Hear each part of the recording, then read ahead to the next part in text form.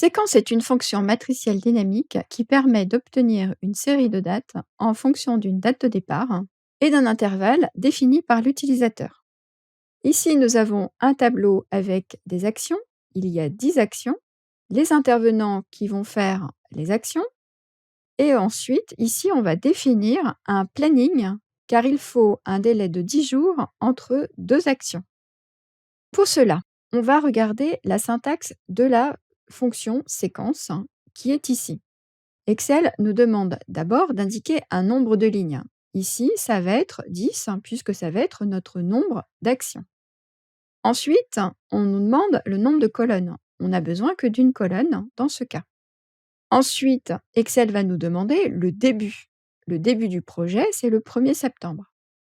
Ensuite, ce qu'on appelle le pas, c'est l'intervalle entre, en l'occurrence pour l'exemple, les 2 actions.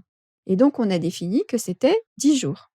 C'est une fonction matricielle, elle n'a pas donc besoin d'une référence ici absolue puisqu'elle ne bougera pas. C'est elle qui va remplir toute seule toutes les lignes. Une fois qu'on a donc terminé cette formule, il suffit de valider et Excel va travailler tout seul. C'est-à-dire qu'il va vous donner toutes les dates en fonction du pas spécifié et de la date de départ. Attention toutefois aux jours fériés lorsque vous utilisez cette fonction. Il ne les prend pas en compte. Autre exemple avec l'imbrication de la fonction séquence dans une formule conditionnelle. On va la retrouver ici. Pour cela, on va au préalable construire une liste déroulante dans cette cellule pour pouvoir choisir une période. Pour insérer une liste déroulante dans une cellule, on va aller sur le ruban dans Données, puis ensuite dans Validation des données. Vous allez sélectionner ensuite à l'intérieur de Validation des données, Liste. Vous voyez qu'il y a une liste déroulante, vous choisissez Liste. Quand vous avez fait ça, vous allez créer une feuille spécifique que vous allez appeler Liste. En effet, il n'est pas du tout conseillé de créer des listes dans les feuilles actives. Ça vous évitera d'effacer par mégarde des données de votre liste. Moi, ma liste, je l'ai créée donc sur cette feuille et vous voyez que la liste a été sélectionnée et j'ai gardé un petit peu de marge au cas où j'ai d'autres données qui s'intercalent.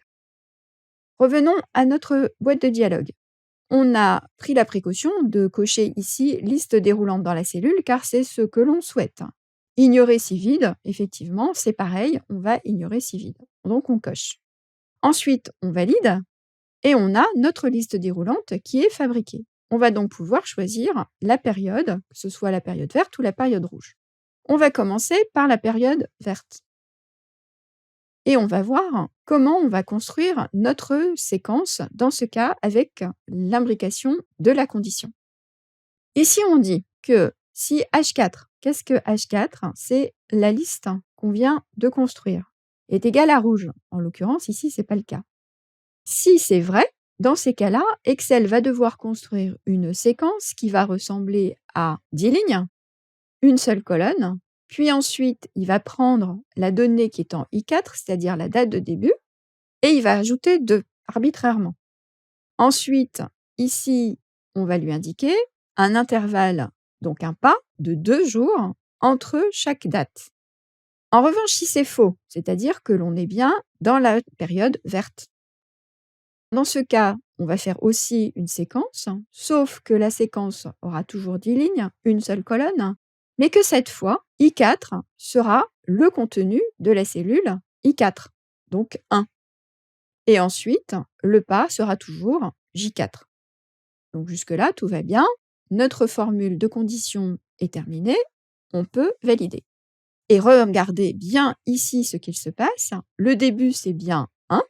Le pas, c'est bien 2, puisque 1 plus 2, ça fait bien 3, 5, et jusqu'aux 10 lignes. En revanche, si on passe maintenant sur la période rouge, on se rend compte qu'Excel a appliqué ce qu'on lui a demandé, puisqu'il a bien ajouté 2 au début. Et donc, on se retrouve avec 3, et ensuite, on a le pas, 3 plus 2 égale 5. Et il continue à dérouler jusqu'aux 10 lignes.